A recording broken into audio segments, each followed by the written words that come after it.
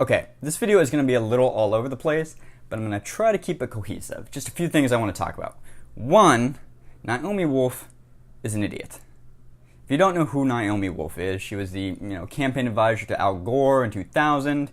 She was a Rhodes Scholar. She helped Bill Clinton. She's a writer, media reporter, all around DC, New York media commentary figure. Well, her latest book, entitled Outrage, which deals with persecution of gay men in Victorian England, something I actually studied Victorian England, I studied history at university, is totally wrong. Her entire thesis is totally wrong. It's about to come out. She's doing around on a press junket, and when she gets to the interview with the BBC says, well, your data set here, where it says death recorded, doesn't actually mean death recorded. It's just a legal term that judges use to avoid actually hanging somebody for homosexuality or sodomy. And she's like, oh, well, that should be investigated. And I have to wonder, did you talk to one historian? One primary source? Do you know what you're doing here? Your entire book is based on a false premise now. It's somewhat stunning because you see this in other examples too, with Jill Aberson in her book Merchants of Truth. That is the title of her book. Merchants of Truth was immediately called out for plagiarizing Vice reporters while she was on her press tour. And I'm not just beating up on, just trying not to go after women here. Michael Wolff's book, The Fire and the Fury, that was rubbish too. That was some slimy nonsense when he insinuates Nikki Haley was having an affair with Donald Trump, which turned out to be totally unsubstantiated. And it really, it reminds myself that you should always question authority. In fact, usually the more authoritative the individual is, the more you should be suspicious. I find that as people get more famous and notable, people are less likely to double check them.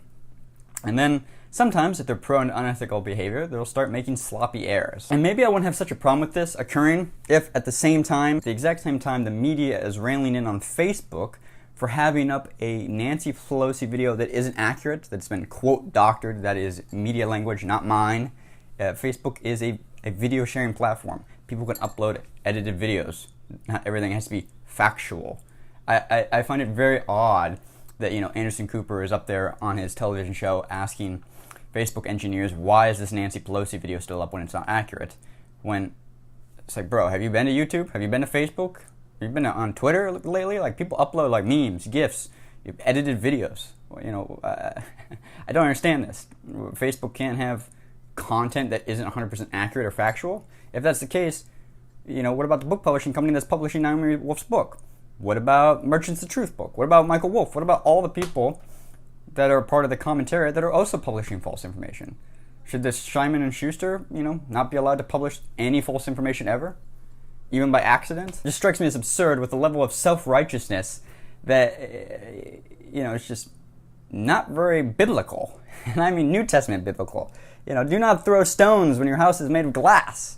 It sounds bad, but maybe some of these media elites should be, have a Sunday school class or two about treating others as you want to be treated yourself, teaching forgiveness, and not pointing out the thorn in your neighbor's eye when you have a fence in your own.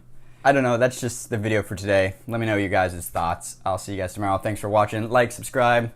If you want this black cool hoodie, you can get it for like $30, BostWiki. I don't do any branded deals or like sponsorship content, and I'm not attached to any sort of multi-channel network. I haven't signed any sort of deals. So I'm able to speak entirely freely. So if you want a sweatshirt, I think I see like $4 of that if you buy it. But hey, supporting the cause. All right, thanks guys. Bye.